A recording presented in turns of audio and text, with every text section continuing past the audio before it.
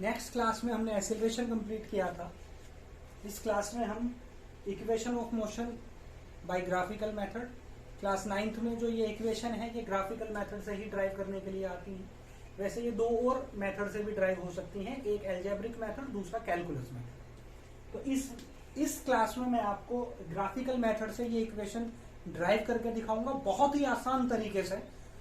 5 से 6 लाइन में इसका मैं आपको ड्राइव करके दिखा दूंगा। सबसे पहली बात तो ये है कि ये डेरिवेशन होते क्या है। क्लास 9th में डेरिवेशन पोर्शन आपके लिए पहली बार आप पढ़ रहे हैं, इससे पहले आपने कभी जो है डेरिवेशन नहीं की है। डेरिवेशन होता क्या है, किसी फॉर्मूले को हम आपको बताएंगे ये कैसे ड्राइव होकर के आया है। हमने आपको अभी तक जो बताया वो डायरेक्ट फॉर्मूला बता दिया, जैसे एक्सेलरेशन का मैंने फॉर्मूला बता दिया, A=v - u/t। लेकिन ये बना कैसे, वो ड्राइव करना होता है। तो सबसे पहले ड्राइव का कुछ मैं आपको पॉइंट्स बताना चाहता हूं। ऐसा कहीं किसी किताब में तो लिखा नहीं है, लेकिन ये समझने के लिए बड़ा जरूरी है कि जब हम डेरिवेशन कोई करते हैं तो हमें ये पता होना चाहिए कि हम कौन सा फॉर्मूला ड्राइव कर रहे हैं। जैसे हम पहला, अगर हम इक्वेशन की बात करें तो v = u + के at है, ये पहली इक्वेशन है, v = u + के at। लेकिन अगर आपको यही पता नहीं होगा मुझको ये ड्राइव करनी है, तो फिर आप कौन सा रास्ता लोगे इसको ड्राइव करने के लिए। तो हम रास्ता वो चुनते हैं जो इस पे लेके जाए। जैसे हमें मवाने जाना है तो हम उसके हिसाब से अपना रास्ता चुनते हैं, और हम आपको अगर पकड़ के और बाहर निकाल के खड़ा कर दें और कहें आपसे जाओ, तो कहाँ जाओगे। तो कुछ दिमाग में चल रहा होगा वहीं तो जाएंगे। मवाने चल रहा होगा, मेरठ चल रहा होगा, अपने घर चल रहा होगा, स्कूल चल रहा होगा, तो उसी के हिसाब से हम रास्ता लेके जाते हैं। रास्ते तो नहीं तो बहुत है, दुनिया में सड़कों का जाल बिछा हुआ है, ये थोड़े ना सारे ही सड़क पे हम चले जाएंगे। हम उसी पे जाएंगे जिस पे हमें पहुंचना है। तो हमें यहाँ पहुंचना है, तो उसके अकॉर्डिंग हम उसको ड्राइव करना शुरू करेंगे। ये मैंने एक ग्राफ बनाया है, स्पीड टाइम ग्राफ इसको बोल सकते हैं। जितना इसका ये एरिया कवर करेगी उतना तो ये डिस्टेंस चलता है, ये इसका रूल है। तो ये ग्राफ है, आप देख रहे हैं। अब मैं जो है इसको ड्राइव करता हूं। जैसे एक्सीलरेशन A बराबर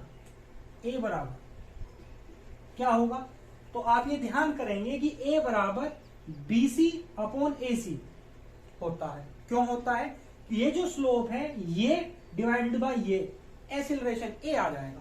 अगर ये स्लोप निकाल रहा है ना है आपको, तो ये डिवाइडेड बाय ये कर दीजिए, हमारा स्लोप आ जाता है। ये ऐसा समझ लो जैसे एक फॉर्मूला। तो A बराबर क्या हो जाएगा, BC/AC।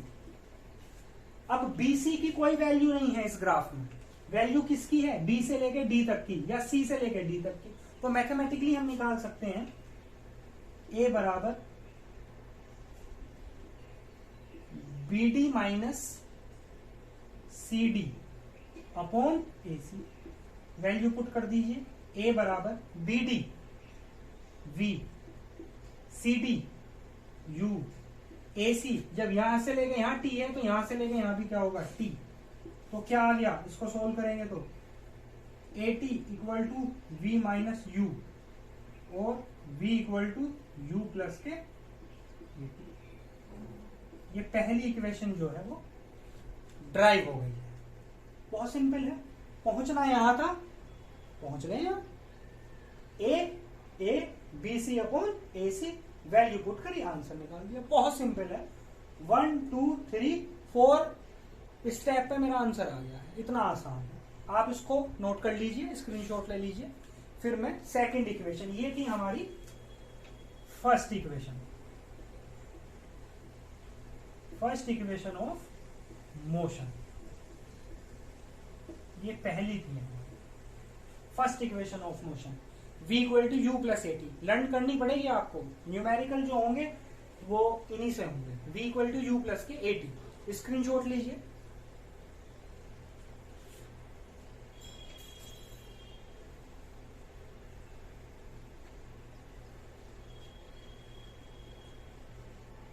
अब है हमारी second equation of motion.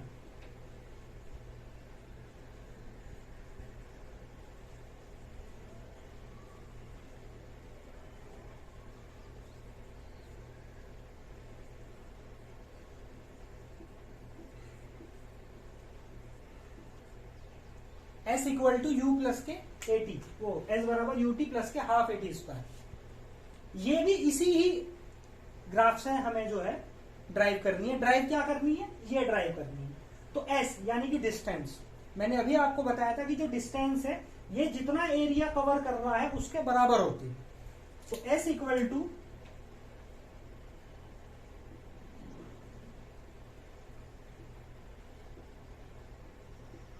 Area of trapezium. क्यों?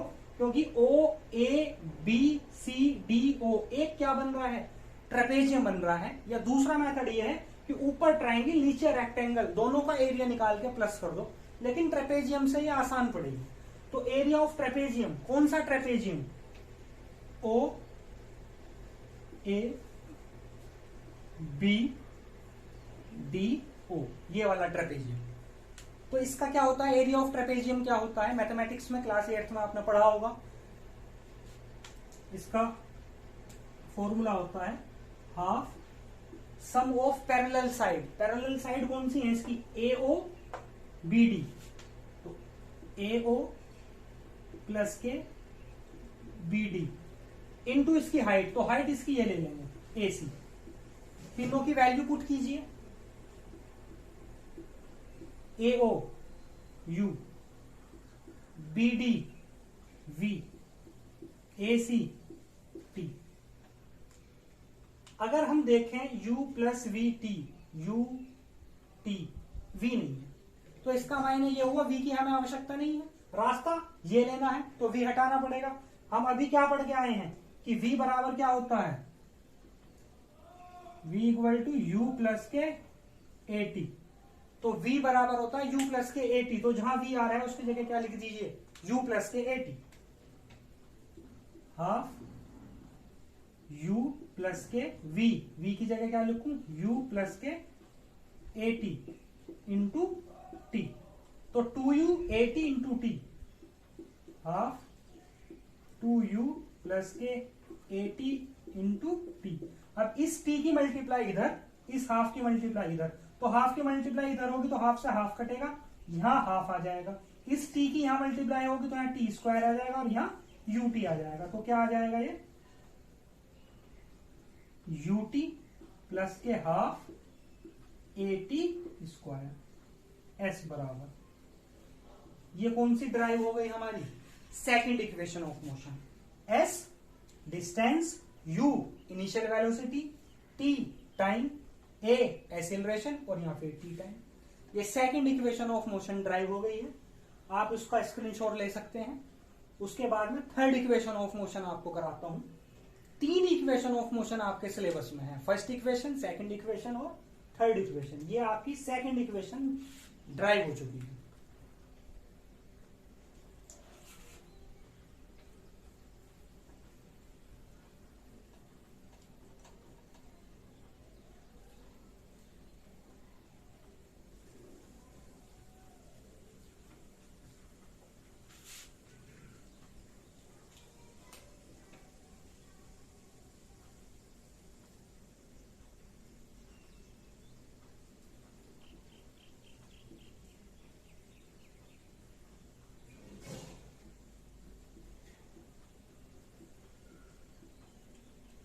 ये है हमारी V square minus U square equal to 2as। ये भी बिल्कुल सेम स्टेप यहां तक आप रखोगे।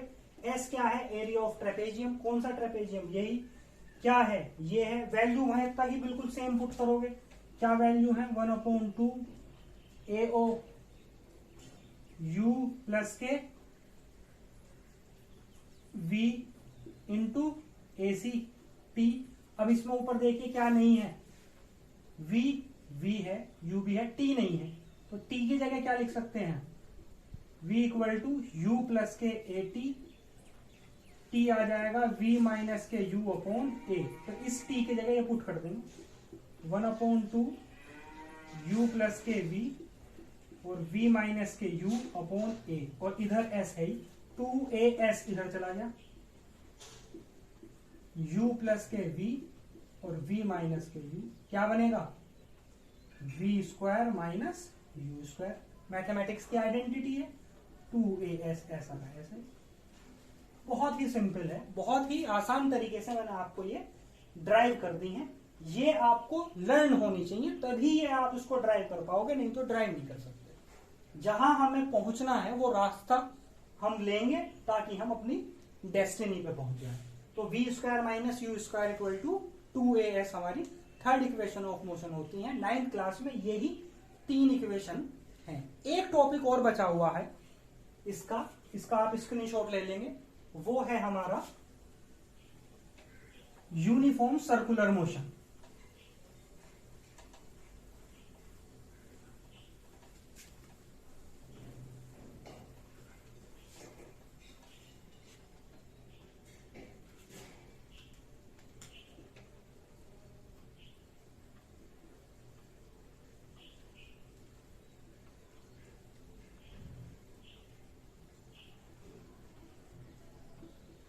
यूनिफॉर्म सर्कुलर मोशन क्या होता है? जब एक बॉडी सर्कल जैसे ट्रैक पर घूमना शुरू कर दे तो उसको यूनिफॉर्म सर्कुलर मोशन कहते हैं। जैसे आप कहीं मेले वगैरह में गए हो, किसी वाटर पार्क में, अम्यूजमेंट पार्क में गए हो, तो वहां जो झूले होते हैं बड़े बड़े, वो यूनिफॉर्म सर्कुलर मोशन ही करते हैं। जैसे ये ट्रैक है हमारा, इसके चारों ओर घूमना, ये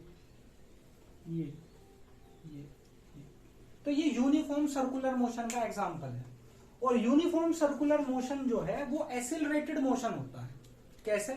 इस यूनिफॉर्म सर्कुलर मोशन में वेलोसिटी कांस्टेंट हो जाती है। अब कर सकते हैं आप, अगर वेलोसिटी यानी कि ये जैसे 2 मीटर पर सेकंड की रफ्तार से घूम रहा है और ये 2 मीटर कांस्टेंट है, 2 मीटर से ही ये चक्कर लगा रहा है, लेकिन उसके बावजूद भी इसमें एक्सिलरेटेड मोशन है।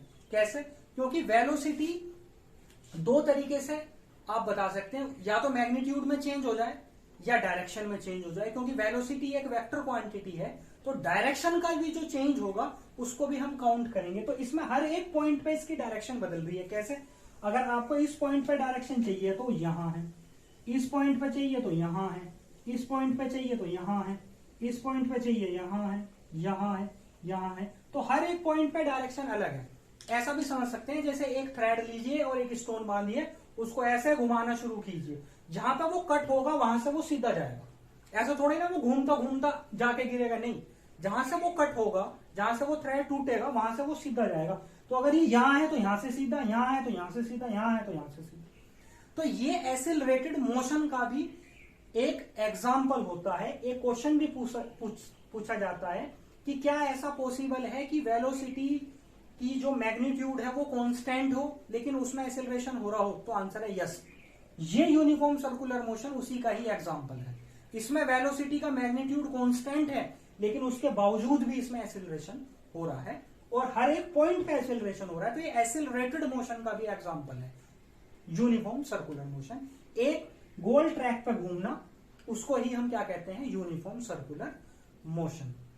ये मैंने आपका चैप्टर फर्स्ट वाला क्लास 9th का आज पूरा करा दिया है, रेस्ट एंड मोशन। इसमें कुछ नहीं है। कोई अगर किसी की क्वेरी हो तो वो कमेंट बॉक्स में मेरे को टाइप करके मेरे से पूछ सकता है, मैं उसको बता दूंगा।